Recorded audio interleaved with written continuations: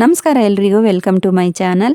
ನಾಳೆ ಆಗಸ್ಟ್ 12ನೇ ತಾರೀಕು ಬುಧವಾರ ಭೀಮನ ಅಮಾವಾಸ್ಯೆ. ಇದನ್ನು ಜ್ಯೋತಿರ್ಭೀಮೇಶ್ವರ ವ್ರತ ಅಥವಾ ಪತಿ ಸಂಜೀವನಿ ವ್ರತ ಅಂತ ಕೂಡ ಕರೀತಾರೆ.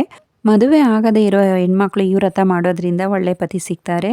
ಹಾಗೂ ಮದುವೆ ಆಗಿರೋ ಹೆಣ್ಮಕ್ಳು ಈ ವ್ರತ ಮಾಡೋದ್ರಿಂದ ಪತಿಯ ಆಯಸ್ಸು ಆರೋಗ್ಯ ಹೆಚ್ಚಾಗುತ್ತದೆ ಹಾಗೂ ಕುಟುಂಬಕ್ಕೂ ಕೂಡ ಒಳ್ಳೆಯದಾಗುತ್ತದೆ.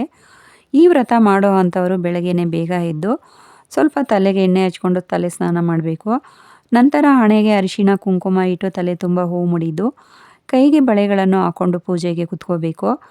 ಮೊದಲಿಗೆ ನಾವು ಪೂಜೆ ಮಾಡೋ ಜಾಗನ ಶುದ್ಧ ಮಾಡ್ಕೋಬೇಕು. ಸಾಧ್ಯ ಆದರೆ ಗೋಮೂತ್ರ ಅಥವಾ ಅರಿಶಿಣದ ನೀರನ್ನು ಹಾಕಿ ಜಾಗ ಶುದ್ಧ ಮಾಡ್ಕೋಬೇಕು. ನಂತರ ಒಂದು ಮಣೆ ಇಟ್ಟು ಮಣೆ ಮೇಲೆ ಈಶ್ವರ ಪಾರ್ವತಿಯರ ಫೋಟೋ ಇಡಬೇಕು. ಫೋಟೋ ಮುಂದೆ ರಂಗೋಲೆ ಹಾಕಿ ರಂಗೋಲೆ ಮೇಲೆ ಒಂದು ತಟ್ಟೆ ಇಟ್ಟು ತಟ್ಟೆಯ ಒಳಗಡೆ ಅಕ್ಕಿ ಹಾಕಬೇಕು. ಅಕ್ಕಿ ಮೇಲೆ ಓಂ ಸ್ವಸ್ತಿಕು ಶ್ರೀ ಅಂತ ಬರೀಬೇಕು. ನಂತರ 2 ಜೋಡಿ ದೀಪಗಳನ್ನು ಇಟ್ಟು ಅದಕ್ಕೂ ಸಹ ಅರಿಶಿಣ ಕುಂಕುಮ ಹಚ್ಚಿ ಎಣ್ಣೆ ಅಥವಾ ತುಪ್ಪ ಹಾಕಿ 2 ಬತ್ತಿಗಳನ್ನು ಹಾಕಬೇಕು. ನಂತರ ಅರಿಶಿಣದ ಕೊಂಬನ್ನು ಕಟ್ಟಿ 2 ದೀಪಕ್ಕೂ ಅರಿಶಿಣ ಕೊಂಬನ್ನು ಕಟ್ಟಬೇಕು. ಅದಕ್ಕೂ ಸಹ ಅರಿಶಿಣ ಕುಂಕುಮ ಇಟ್ಟು ಗೆಜ್ಜೆ ವಸ್ತ್ರ ಹಾಕಬೇಕು. ಸಾಧ್ಯ ಆದರೆ 3 ಅಥವಾ 5 ರೀತಿಯ ಹೂಗಳನ್ನು ಹಾಕಿ ಅಲಂಕಾರ ಮಾಡ್ಬೋದು. 3 ಎಳೆ ದಾರ ಅಂಗದಾರ ಅಂತಾರೆ, ಅದನ್ನು ಸಹ ಹಾಕಬೇಕು. ದೀಪದ ಮುಂದೆ ಗಣಪತಿ ವಿಗ್ರಹ ಇಡಿ. ಇಲ್ಲ ಅಂತ ಅಂದರೆ ಅರಿಶಿಣದಿಂದ ಮಾಡಿ ವಿಗ್ರಹನ ಇಡ್ಬೋದು. ಮೊದಲಿಗೆ ಗಣೇಶನ ಪ್ರಾರ್ಥನೆ ಮಾಡ್ಕೋಬೇಕು. ಈ ಪೂಜೆಯಲ್ಲಿ ಯಾವುದೇ ವಿಘ್ನ ಆಗದೆ ಇರಲಿ ಅಂತ ಹೇಳಿ ಪೂಜೆ ಶುರು ಮಾಡಬೇಕು.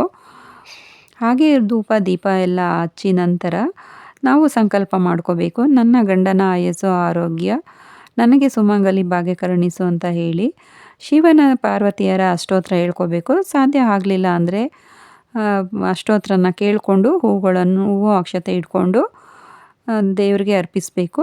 ನಂತರ ಆಮೇಲೆ ನೈವೇದ್ಯಕ್ಕೆ ಸಿಹಿ ಮಾಡಿ ಪಾಯಸ ಅಥವಾ ಪೊಂಗಲ್ ಮಾಡಿ ಇಡ್ಬೋದು. ಸಾಧ್ಯ ಆಗಲಿಲ್ಲ ಅಂದರೆ ಹಣ್ಣು ಕಾಯಿ ಇಟ್ಟು ಹಾಲನ್ನು ಸಹ ಇಡ್ಬೋದು. ನಂತರ ಮಹಾಮಂಗಳಾರತಿ ಮಾಡಿ ಕೈಯಲ್ಲಿ ಹೂವು ಅಕ್ಷತೆ ಇಟ್ಕೊಂಡು ಪ್ರದಕ್ಷಿಣೆ ಮಾಡಿಕೊಂಡು ಈಶ್ವರ ಪಾರ್ವತಿಯರು ಅಂತ ತಿಳ್ಕೊಂಡು ದೀಪಗಳನ್ನು ನಮಸ್ಕಾರ ಮಾಡಬೇಕು. ನಂತರ ಗಂಡನ ಪಾದ ಪೂಜೆ ಮಾಡ್ಬೋದು. ಈ ವ್ರತವನ್ನು 9 ವರ್ಷ ಸಂಪೂರ್ಣವಾಗಿ ಮಾಡಬೇಕು. ಸಾಯಂಕಾಲ ಜೋಡಿ ದೀಪಗಳಿಗೆ ಕೆಂಪು ನೀರಿನ ಆರತಿ ಮಾಡಿ ಅದನ್ನು ಕದಲಿಸಿ ಬೆಳಗ್ಗೆ ಇದನ್ನು ತೆಗೆದು ಆ ಅಕ್ಕಿಯಲ್ಲಿ ಸಿಹಿ ಪದಾರ್ಥ ಏನಾದರೂ ಮಾಡಿ ಅರಿಶಿಣದ ಕೊಂಬನ್ನು ಗಿಡದ ಕೆಳಗೆ ಹಾಕಿ ಹೀಗೆ ಸರಳವಾಗಿ ಈ ವ್ರತವನ್ನು ಆಚರಿಸಬಹುದು. ಈ ವಿಡಿಯೋ ಇಷ್ಟ ಆದರೆ ಲೈಕ್ ಮಾಡಿ, ಶೇರ್ ಮಾಡಿ, ಕಮೆಂಟ್ ಬಾಕ್ಸಲ್ಲಿ ತಮ್ಮ ಅಭಿಪ್ರಾಯ ತಿಳಿಸಿ. Thank you for watching.